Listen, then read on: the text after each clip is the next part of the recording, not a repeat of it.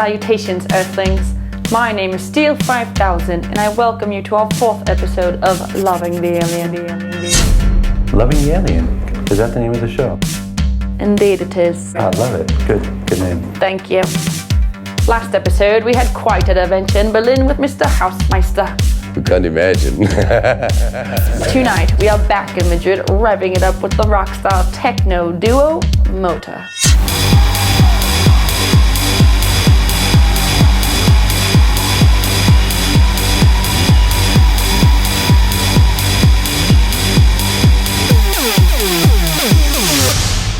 Okay, what do we do now? You could begin by presenting yourself to the camera.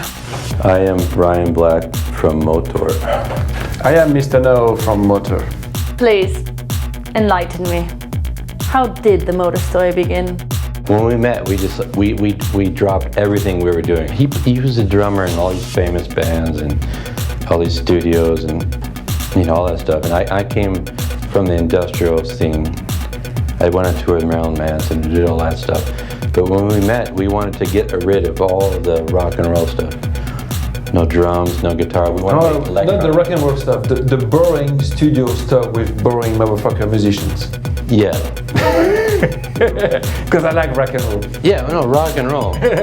But with all the fucking guitar solos and shit. No guitar solos, it's like, let's do something electronic. So tell me, Bryan, you're American, Mr. Knows French. Where did this all occur? We started Motor in London and we went for 2 years, like 24 hours, partying and making music. That was crazy. And at the end of it, we had enough, so... but we start again soon, right? What?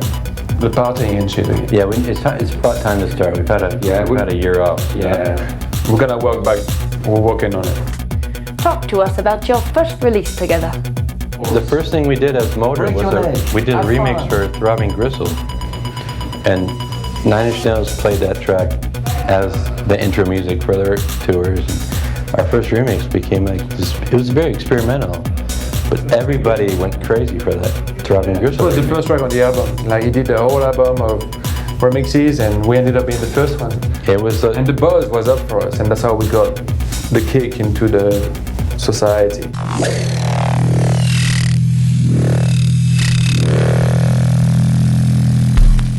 Could you share a bit more about those wild days? 2004, 2005, when we were doing Motor, and we had a studio. We had a bedroom, and it was like this living space. We would make music non-stop, and we had like a party in the basement. We had Miss Kitten and Andrew Weatherall and Blackstroke. Everybody came to DJ in the basement, and we were upstairs in the studio just inviting everybody back. Yeah, we had the Libertines and Primal Scream and everyone in our studio. And we just partied for 2 years. And we made some great music. And then after that... The music was a bit mashed up. It was pretty heavy, pretty experimental. So we took a break. And then Depeche Mode invited us to do a big world tour. So we had to sober up and, Sober up. That was hard work, wasn't it? We had to get our shit together, basically. So that was like the wake-up call. So we did the tour. And I got my 15W. What was the highlight on your Depeche Mode tour? Someone threw a banana at me one show. Oh yeah, fucking banana. Yeah, it was horrible. I thought it was your monkey or something. Can you elaborate on that? The sound shut off. All the rain went into the mixer and the sound shut off. Everybody was like, fuck you. And I was eating this plastic drum pad. And that was no sound. That was the only show where the fans went against us. And we had 40,000 people saying, fuck you, throwing stuff at us. It was raining, it was cold. That was probably the worst. That was the best place. Yeah. Whatever you want to say. For the worst. No, the best stadium, I think, was Italy. Oh, Rome. Was it Rome or Milan? No, it was Rome. Milan. San Siro Stadium. Yeah. It was sold out. And the whole place was so amazing. They were even for us, they were dancing and going crazy. What's that, like 70,000, 80,000 people? Yeah, it was fucking mental. Everybody just went. It was just magic. They were just cool with us. They were friendly with us because like it's really hard to support a big band like that. Yeah, they're very supportive. Usually, like they show the ticket up, they say like, "Excuse me, sir, there's only one band mentioned on the ticket. Why the fuck am I looking at you now?" Their audience are and very. we're the motor guys, you know. Yeah, they're very. And we're playing techno at fucking 5 o'clock in the afternoon. Yeah. Do you like Depeche Mode? I mean, I've been a huge fan. I mean, he wasn't so much a fan. I'm not gay. I was a huge fan. I mean, I think like Violator and Songs of Faith and Devotion, those two albums, you can't fuck with. They were just like amazing albums. And so for them to like choose us to do it, was, for me, it was like... I like that guy. He's a great character. Yeah. He's like this little skinny man, you know, He doesn't act like a star. He's really cool. He's just cool like guy. really humble guy. He's cool British, good vibe, little man. It's great. I love him. Yeah. But it was Martin Gore that really made it happen for us. He's been a big supporter of Motor. So yeah, Martin Gore always was on our side. Yeah. That's how we got the tour. Cheers to you, Martin. If you're watching, Martin Gore. Hey Martin, if you're watching us, thank you, mate. Nice one. Just stop wearing makeup on stage because it dribbles a bit and you look a bit... No, I like the makeup. I like the makeup. What equipment did you take on tour with you? So like Ollie was saying, we have 2 suitcases. We had a drum pad, we had a keyboard, we have vocals, we have all these guitar pedals, and it was pretty punk rock what we did. We just kind of like... We had a bunch of effects and we just started banging stuff. No one knew the songs. There was one song we did. Well, they're not songs, are they? Well, no, there's one song we do Techno tracks, aren't they? There's one song that we do called Yak, which Depeche Mode played before they went on stage for 2 years. Yeah, it was their opening song. It was like that too. Intro music for the Depeche Mode concert. So some fans was a Motor song. Some fans recognized that track. So when we played that song, everybody was on our side. I was like, oh, those guys. Sorry.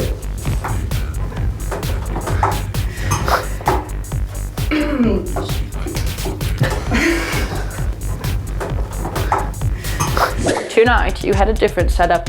What's up with that? We decided for 2010 we were going to do a club show. Yeah. You know, we're not in stadiums anymore. We're playing like 1,000 capacity nightclubs at 4 a.m. Everyone's on ecstasy. Everyone's off their head. We're going to play some crazy shit for them. And then that's what we did. We're just like, it's a club set. It's Motor club mode tonight. Yeah. We took away the 3-minute pop songs. We took away the drums, you know.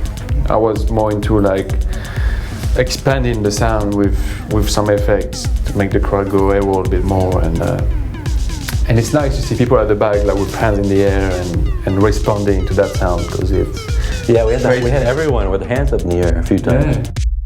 It was crazy. It was chaos. It was, you know, it was a punk rock show and a disco club. Disco punk rock show club, where? In Madrid. Oh yes.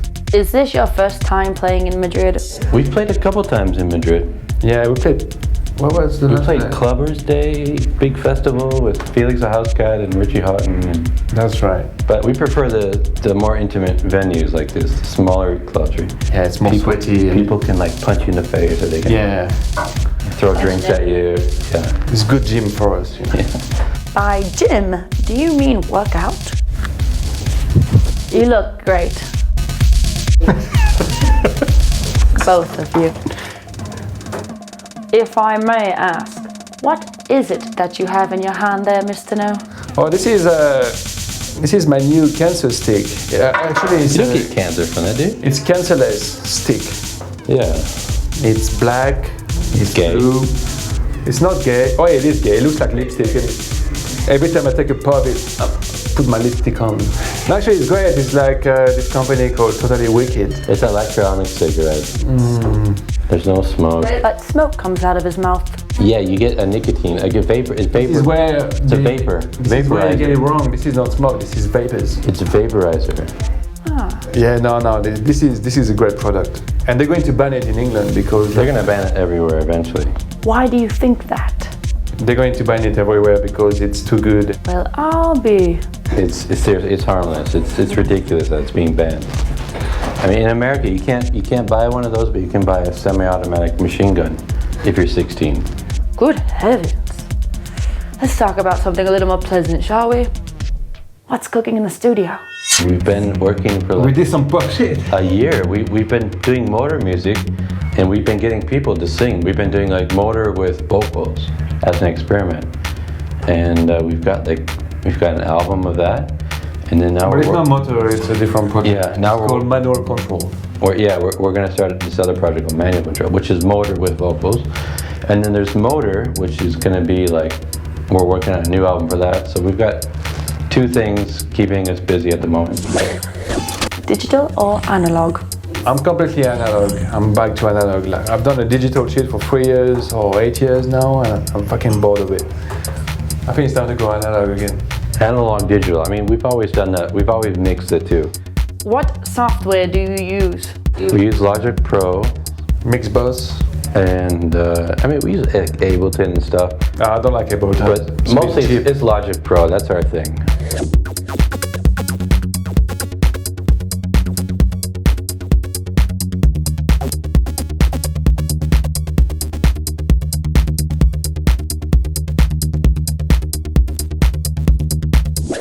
Do you always wear your sunglasses at night? Yes.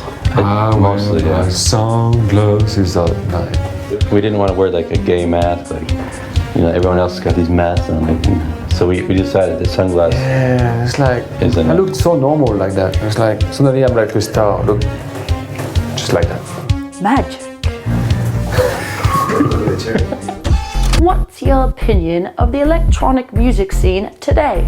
It's crap. It's everything is so shit. safe and predictable. Like if I listen to all this stuff from Beatport, it's all the same sound. There's no like categories. It's all shit. It's all the same.